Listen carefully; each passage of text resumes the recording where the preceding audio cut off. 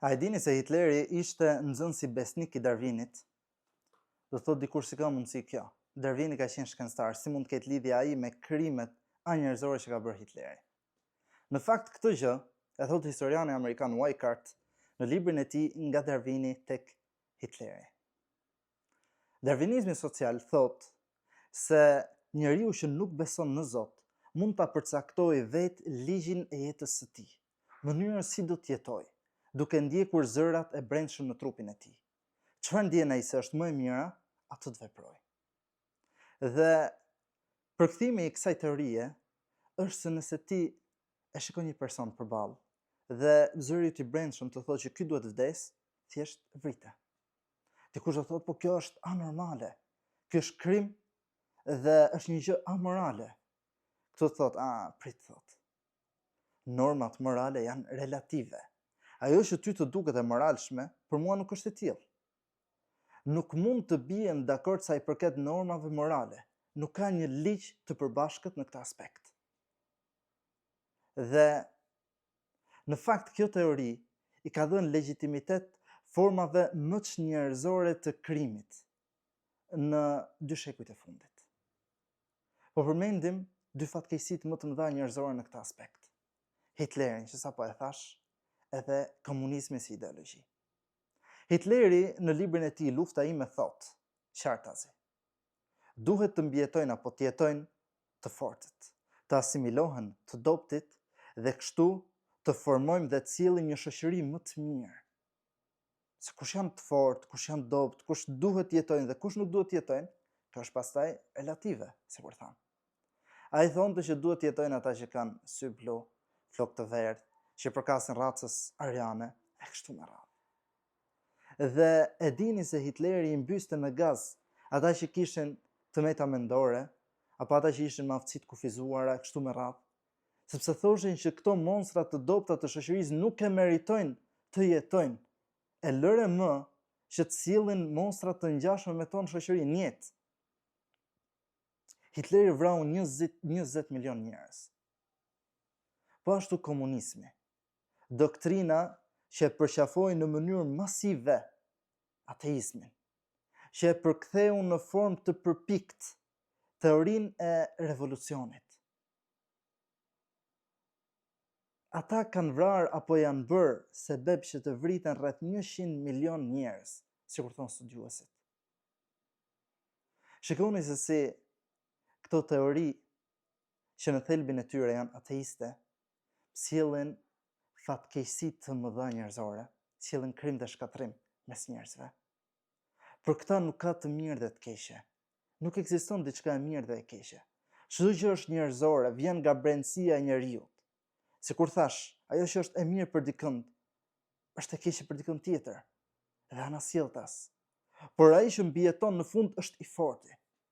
Kështu vepruan dhe me kolonizimet, dhe i dhanë legjitimitet të plotë. Anglezët që asimiluan 90% të popullit autokton në Australi, e thonin qartazi, ky është ligji i natyrës dhe ne do ta zbatojmë me përpikmëri këtë ligj, do të jetojnë më të fortët. Evropianët thoshin që ne jemi më të civilizuar, ne jemi më të kulturuar, ne jemi më të fuqishëm, më të fortë, e gjithë bota do të jetë si ne. Këta njerëz të dobët do të azjesohen. Kështu i kolonizuan shtete të tëra. Kështu i asimiluan popullsi të tëra.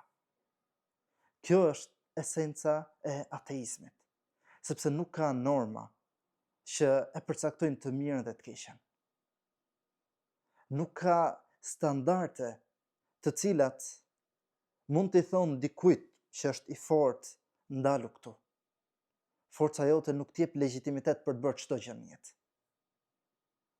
Ky është dëmi i ateizmit. Në fakt, njeriu me një shikim të thjeshtë, nëse do të bëj një krahasim të thjeshtë mes asaj që solli feja dhe asaj që promovon ateizmi, do ta kuptojë se çfarë do të thotë të jetojnë njerëzit në një botë pa Zot. Në një botë ku i forti gjithsesi duhet të jetojë në kurriz të dobtit, dhe i dobti gjithçysh duhet të jetë i shtypur në këmbët e të fortit. Ky është përkthimi i jetesës pa për Zot. Zoti i gjithësisë ka vendosur në brendësinë e njeriut norma standarde morale. Njerëzit që kanë natyrshmëri të pastër e dinë që vjedhja është diçka e keqe, vrasja është diçka e keqe, bullizimi është diçka e keqe, abuzimi është diçka e keqe, ti të i kalosh normat, kufit e tu është diçka e keqe. Ndërsa për ateistët nuk ka gjë të keqe. E ata që kanë dashur të dalin nga ky ngërç shoqëror, kanë thënë që jo, ne e pranojmë empatin, e pranojmë edhe hakmarrjen, dy instikte të cilat sigurojnë mbijetesën e njerëzve. Por kur i pyesim, e kush ju tha që empatia është e mirë dhe hakmarrja është e keqe? Të dyja këto janë instikte njerëzore në brendësinë e njeriut. Prap nuk e përcaktojnë të mirën dhe të keqen. Pse duhet që hakmarrja të jetë e keqja dhe empatia të jetë e mira? Dhe në fakt, të gjithë e dimë që empatia në raste të caktuara është e keqe. Të bësh empati me kriminalin është diçka e keqe. Hakmarrja, pra të marrësh atë që të takon, ka raste që është e mirë, dhe është e saktë dhe e qelluar. Zoti i gjithësisë, për të përcaktuar se kush dhe si duhet jetoj, ka thënë që ne ju kemi krijuar nga një njeri i vetëm, dhe nga ai krijuam bashkëshorten e tij. Pra ne ju kemi krijuar të njëjtë. Profeti sallallahu alaihi wasallam thot kullukum min Adam, wa Adam min turab.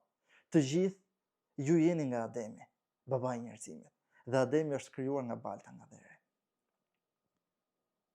Shikoni normat e barazisë që ka vendosur Islami mes njerëzve.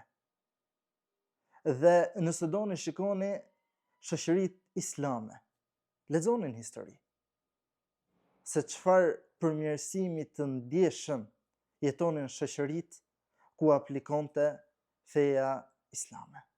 Wassalam.